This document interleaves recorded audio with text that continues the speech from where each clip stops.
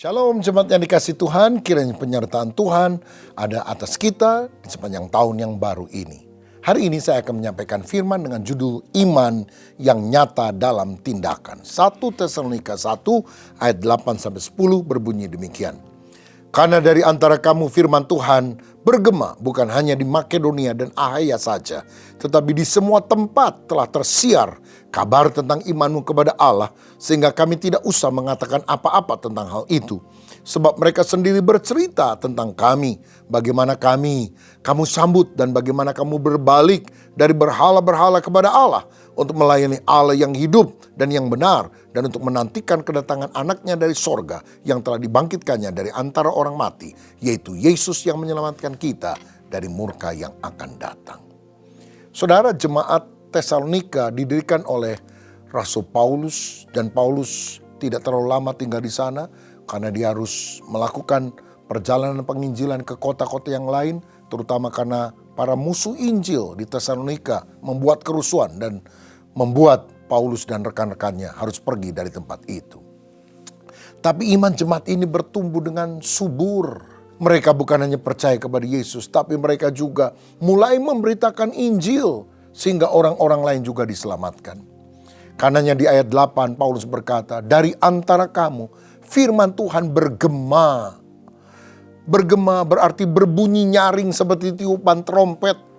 Bukan hanya di wilayah mereka saja, Makedonia dan Ahaya, tapi di semua tempat telah tersiar kabar tentang imanmu kepada Allah.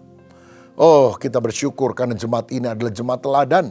Mereka bukan hanya menjadi penerima kabar baik, tapi mereka menjadi penyalur kabar baik, penyalur berita Injil. Mereka bersaksi kepada banyak orang. Kita juga harus menjadi orang yang menerima Injil, percaya kepada Yesus, tapi juga menyatakan Injil, menyalurkan, mewartakan Injil kepada orang lain. Saudara-saudara, banyak orang-orang di Indonesia telah menjadi Kristen karena ada misionaris dulu dari barat datang ke Indonesia membawa kabar baik sehingga banyak orang bertobat menjadi Kristen. Tapi sekarang negara-negara barat dan banyak negara-negara lainnya yang belum percaya kepada Yesus, kita juga berdoa dari Indonesia akan muncul para misionaris ke berbagai negara. Kita bukan hanya menjadi penerima kabar baik, tapi kita harus menjadi penyalur kabar baik. Mulai dari lingkungan yang terdekat lebih dahulu. Saudara, dan iman daripada jemaat ini adalah iman yang nyata dalam tindakan. Sehingga menjadi inspirasi bagi banyak orang, mendorong orang meneladani apa yang kita lakukan. Dan kesaksian kehidupan yang baik itu bisa menginspirasi orang lain untuk melakukan hal yang baik yang kita bisa kerjakan. Saya pernah melihat sebuah video tentang orang-orang Kristen di daerah Mizoram, yaitu satu desa miskin yang ada di India. Tapi luar biasa, tiap tahun orang-orang Kristen di desa itu memberikan sumbangan misi yang relatif besar untuk misi sedunia. Karena setiap minggu kalau mereka datang ke gereja, mereka mengumpulkan a handful of rice, segenggam beras. Dan mereka berikan ke gereja, setiap orang segenggam beras, yang lain bawa genggaman beras yang lain. Lalu beras yang terkumpul itu dijual untuk misi. Nah, kalau ada orang lain yang juga memberikan bukan hanya segenggam beras, mungkin buah-buahan, mungkin apapun yang lain, itu dijual. Lalu kemudian setelah setahun dihitung dananya untuk misi besar, saudara. Ini desa miskin yang menginspirasi orang lain melakukan hal yang kecil, hanya segenggam beras. Tapi itu menginspirasi orang lain. Kalau desa yang miskin aja bisa melakukan itu, apalagi kita. Saudara, biarlah iman kita, pengorbanan kita, kesalehan kita, itu menginspirasi orang lain. Nah, ada 3 hal yang saya lihat merupakan wujud iman daripada orang-orang di Tesalonika ini. Pertama, karena mereka beriman, mereka meninggalkan penyembahan berhala. Itu dicatat di ayat 9. Mereka beralih dari penyembahan berhala yang umum di dunia Yunani Romawi karena mereka menyembah Allah yang hidup dan benar. Dari sini kita belajar, bertobat itu artinya meninggalkan dosa. Saudara-saudara, kita tidak lagi menyembah ilah, menyembah dewa, tapi menyembah Allah yang benar yang kita kenal dalam nama Yesus. Apa sih bedanya kita kalau menyembah patung sama menyembah Tuhan? Begini, kalau kita nyembah patung, kita bisa lihat patung, tapi patung nggak bisa lihat kita. Tapi kalau kita nyembah Tuhan, kita nggak bisa lihat Tuhan, tapi Tuhan bisa lihat kita. Kan lebih baik Tuhan yang lihat kita daripada kita lihat Tuhan, saudara. Dan karena Tuhan bisa lihat kita, Tuhan bisa menolong kita, Tuhan bisa memberkati kita, Tuhan bisa memeliharakan kehidupan kita. Karena itu mari kita meninggalkan semua berhala-berhala. Orang Kristen jangan lagi punya keris, punya jimat, punya benda sakti yang dikatakan membawa keberuntungan. Buang semuanya. Karena justru itu alat setan yang akan merugikan hidup saudara. Orang Kristen jangan percaya kepada tahayul. Udah Kristen tapi masih percaya. Jangan tanam pepaya di depan rumah, nanti nasibnya payah. Jangan bikin kolam di dalam rumah, nanti berkat kesedot masuk ke dalam kolam. Kita udah mau beli rumah, semuanya udah cocok. Tetangga bilang, jangan. Loh, kenapa jangan? Tusuk sate, nanti sial. Carilah yang tusuk konde. Lah, yang begini-begini kan tahayul-tahayul yang harus kita tolak dalam nama Yesus. Kita hidup bukan karena tahayul, kita hidup karena percaya kepada Allah yang benar, yang sanggup membela kita. Yang kedua, wujud iman sejati adalah melayani Allah yang hidup dan yang benar. Tinggalkan berhala, lalu melayani Allah. Saudara-saudara, ada orang sudah diberkati Tuhan, tapi hanya mau terima. Nggak boleh. Kalau kita diberkati Tuhan, mengalami kasih Tuhan, kita harus memberi kepada Tuhan, melayani Tuhan, melayani sesama. Ada cerita ya, seorang pendeta pergi ke tukang cukur. Lalu setelah selesai dicukur, pendeta mau bayar. Tukang cukur bilang, saya tahu Bapak pendeta, jadi gratis Pak. Oh, gratis ya, terima kasih. Dia pulang, gak lama dia datang kembali bawa Alkitab kecil. Sebagai rasa terima kasih saya, ini ada Alkitab untuk kamu, tolong dibaca ya. Oh baik Pak Pendeta. 1 jam kemudian seorang pastor dicukur. Setelah mau bayar, ini tukang cukur bilang, saya tahu Bapak pastor kan, jadi gak usah bayar. Oh begitu ya, terima kasih. Pastor pulang. Lalu kemudian balik lagi, bawa kalung salib kecil. Ini salib buat kamu katanya. Oh terima kasih pastor. Gak lama muncul Rabi Yahudi.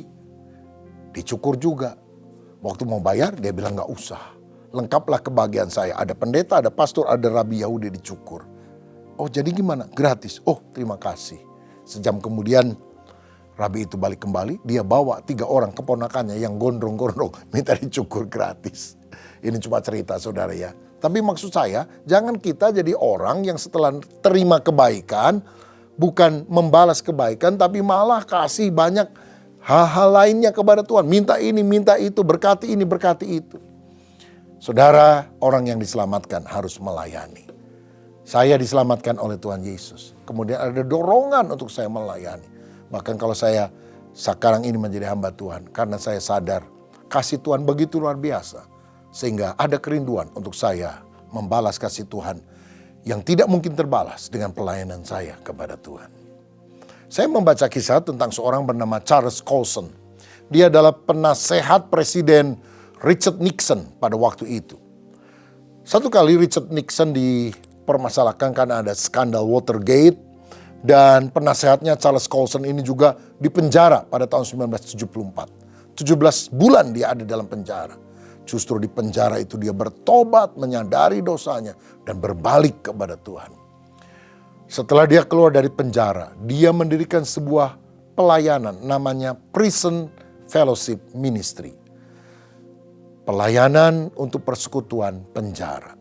Tahun 1976 dia mulai. Dia melayani para narapidana atau mantan narapidana yang sudah keluar dari penjara dan keluarganya. Dan sekarang ini tersebar ke seluruh dunia.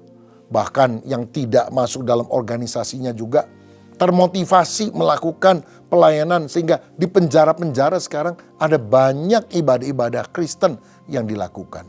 Saudara, orang kalau bertobat bukan hanya bersyukur untuk anugerah Tuhan, tapi dia melayani Tuhan, melayani sesama dengan apa yang dia bisa lakukan.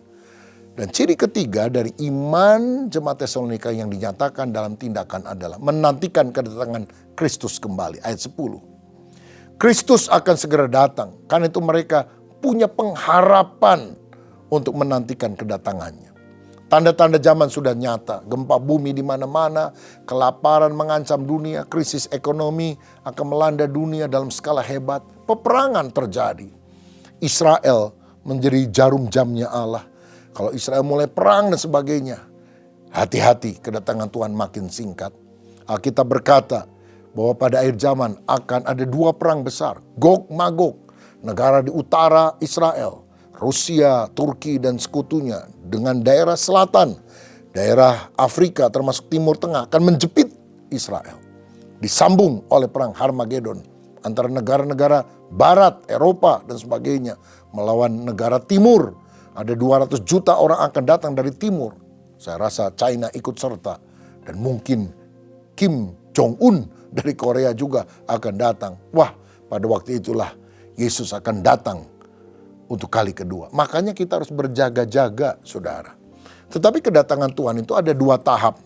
Pertama, Yesus nampak di awan-awan, tidak menjejakkan kaki di bumi. Dan waktu dia muncul di awan, orang-orang percaya akan diangkat untuk menyongsong Yesus di awan-awan lalu masuk ke sorga. Itu dicatat di 1 Tesalonika pasal 4. Dan 2 Tesalonika pasal 2 kemudian mencatat Yesus akan datang dari awan-awan dengan orang kudus yang telah terangkat untuk menjejakkan kaki ke bumi. Tapi itu setelah kedurhakaan, setelah murtad, akibat munculnya antikris yang akan duduk di bait Allah dan menyatakan dirinya sebagai Allah. Saudara-saudara, pengharapan kita kepada Kristus yang bangkit dari antara orang mati, yang akan menyelamatkan kita dari murka yang akan datang, atau penghukuman yang terjadi pada akhir zaman, sehingga kita diselamatkan dari murka Allah dan kita akan hidup bersama dengan Kristus. Milikilah 3 hal ini: berbalik dari berhala, melayani Allah yang hidup dan benar, memiliki ketekunan pengharapan akan kedatangan Kristus kembali. Biar iman kita sungguh-sungguh nyata di dalam tindakan. Saudara, mari kita beriman bahwa Kristus akan selalu menyertai saudara. Kita juga mau melayani Dia, menyenangkan hati Tuhan dimanapun kita berada. Mari kita berdoa. Bapa, terima kasih untuk kebenaran firman-Mu. Jadikan kami orang yang tidak lagi menyembah berhala, percaya kepada tahayul, tapi kami melayani Allah yang hidup dan benar. Dan kami hidup berjaga-jaga menjelang kedatangan Kristus kembali. Hidup kudus, hidup benar, supaya waktu Kristus datang kami tidak ditinggalkan, tapi kami diangkat pada waktu kedatangan-Mu kembali. Berkat-Mu atas kami, dalam nama Yesus, haleluya, amin. Tuhan Yesus memberkati.